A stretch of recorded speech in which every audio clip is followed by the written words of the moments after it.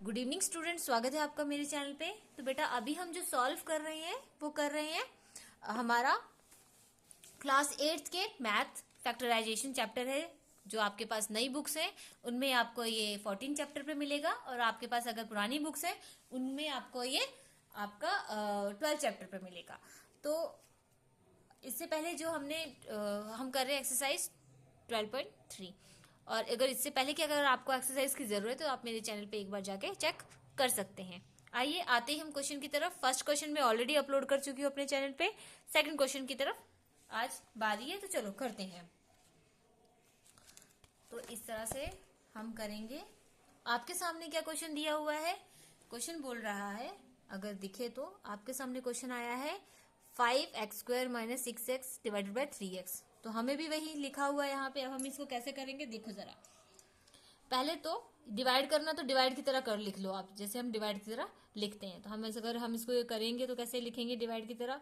हम करते हैं 5x² - 6x अपॉन 3x। ठीक है, इस तरह से। अब इसमें से कॉमन कर निकाल दो। कॉमन निकालेंगे, दोनों में कॉमन हो तो पहले कॉमन निकाल दो। x हमने बाहर निकाला, अंदर हमारे पास रह जाता है x 5x - 6। ठीक है, रह गया अंदर। अगर हम x को 5x से मल्टीप्लाई करेंगे 5x² बनेगा, और x को हम 6 से मल्टीप्लाई करेंगे तो 6x बन जाएगा। आई समझ में? चल अब हम करेंगे 3x। ठीक है, इस तरह से। अब आपके सामने क्या है, ये x और ये x कट जाएंगे। हाँ जी, कट जाएंगे। अब क्या बचा हमारे पास? हमारे पास बचता है यहाँ पर 5x - 6 अपॉन 3। ठीक है, इस तरह भी है, लेकिन आपका इस तरह से भी लिखोगे तो आंसर आ जाता है। वरना हम एक और तरीके से कर सकते हैं कि 1/3, क्योंकि ये x है ना, तो इसकी वैल्यू तो हम करेंगे 5x - 6। इस तरह से भी हम इसको लिख सकते हैं। अब आई समझ में? दोनों ही आपके, अगर ये आंसर आता है तो भी सही है और ये है तो भी सही है, तो आपकी मर्जी आपको कैसे करना है। ठीक है, ब्रीफली अगर हम इसको अलग करेंगे तो ज्यादा बेहतर होगा, इस तरह से। आइए अब हम आते हैं सेकंड क्वेश्चन की तरफ। सेकंड क्वेश्चन क्या है हमारा? 3y8 - 4y6 + 5y4 divided by y4। ठीक है, आओ चलो करते हैं हम इसको। इसको भी वापिस से डिवाइड के फॉर्म पे लिखो। अभी आप हम इसको लिखेंगे जैसे 3y8 - 4y6 + 5y4 डिवाइड है, डिवाइड लिख दिया y4। ठीक है, इस तरह से। अब हम क्या करेंगे, इनमें जितने भी y कॉमन आ रहे हैं कर सकते हैं। जैसे 8 है, 6 है, 4 है, यानी तीनों में y4 तो कॉमन आ ही रहा है। तो हम इसको ऐसे करेंगे कि हम इसमें y4 कॉमन निकाल लेते हैं। अंदर हम 8 में से अगर 4 निकालेंगे कितना बचेगा? 4 ही। तो 3y4, फिर -6 में से अगर हम 4 निकालते तो कितना बचता है? -4y²। ठीक है, और +5 हो गया अपॉन y4, है कि नहीं? बस इसको और इसको काट देते हैं हम। ठीक है, तो हमारे पास आंसर आ जाता है 3y4 - 4y² + 5।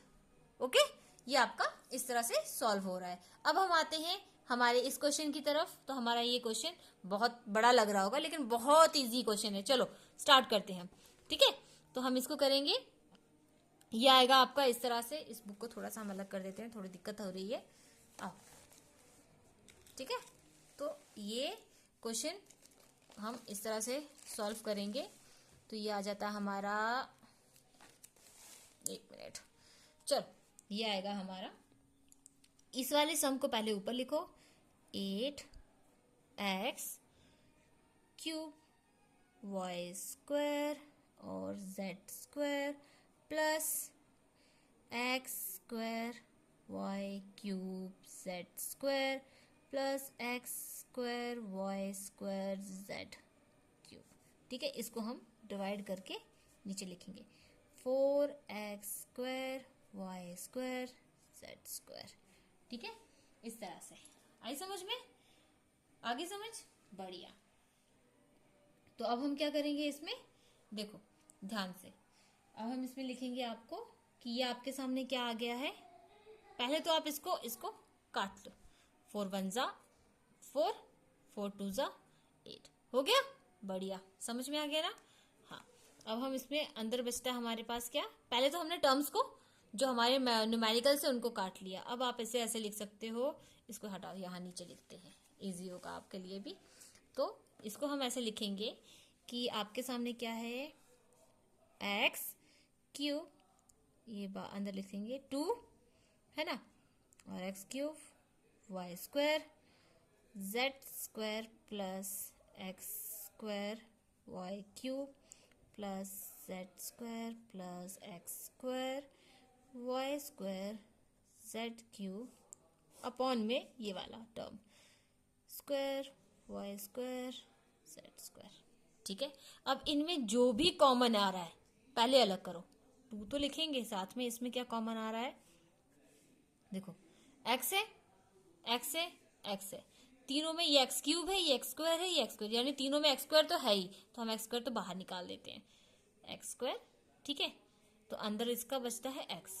ओके, इसमें क्या है, y square y cube, y square भी है तो वाई स्क्वायर भी लिख देते हैं हम, इसको थोड़ा सा वो हो गया है, यहाँ लिख देते हैं।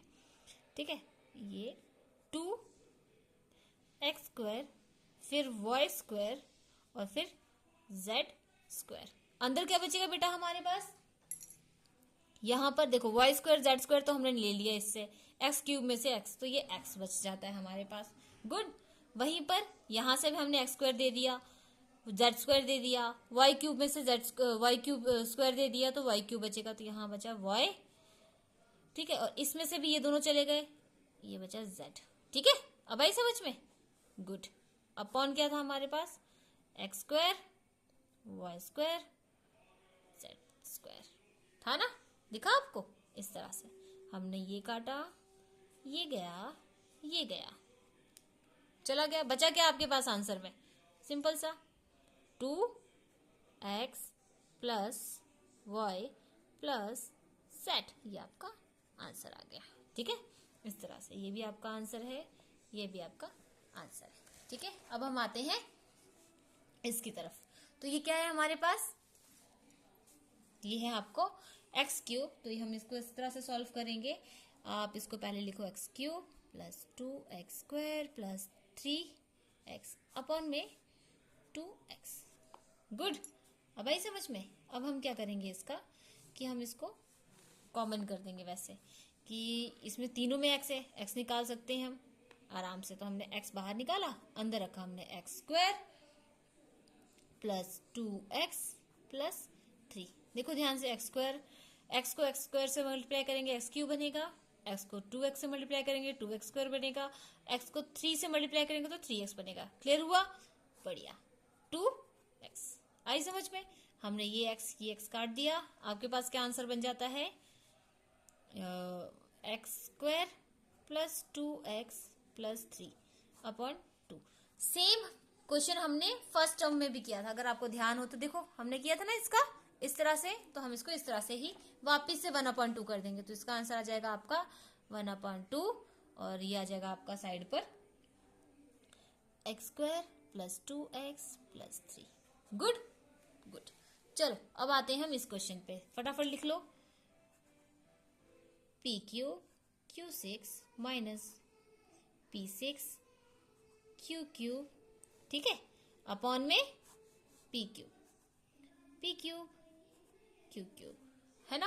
अब आप इसको करोगे, इन दोनों में जो कॉमन है बाहर निकालो, इसमें भी P3 था, इसमें भी P6 है, तो 3 निकाल देंगे, P3 बचेगा अंदर, तो ये तो P3 हो गया, अंदर बचा, ठीक है, ये P3 हो गया। फिर Q3 और Q3 दोनों के अंदर भी आ सकता है, तो Q3 यानी Q क्यूब, 3 बोल रही हूँ क्योंकि दोनों स्पेल करने में थोड़ा सा आसान हो जाएगा। तो हम अंदर बचता है आपके पास Q cube minus P cube, okay, upon में P क्यूब और Q क्यूब, है ना, आया समझ में। अब हम इसको इस तरह से काट देंगे, आंसर आपके पास क्या आ जाता है इसका, Q cube minus P cube, ये आपका आंसर बनता है। तो बेटा इस तरह से आपके सॉल्यूशन सॉल्व हो गए हैं क्वेश्चंस, ठीक है। अब हम मिलते हैं नए वीडियो में नए क्वेश्चन के साथ। तब तक के लिए प्लीज प्रैक्टिस कीजिएगा, और आपके बोर्ड एग्जाम्स आ रहे हैं बेटा, आपको प्रैक्टिस की बहुत जरूरी है, तो जरूरत है, तो प्लीज आप अपना प्रैक्टिस कंटिन्यू रखिएगा। ओके, अगर आपको मेरा वीडियो पसंद आया हो तो चैनल को सब्सक्राइब करना, और अगर आपकी कोई भी क्वेरीज है तो जरूर कमेंट सेक्शन में मेंशन करना। तब तक के लिए bye bye, thank you so much.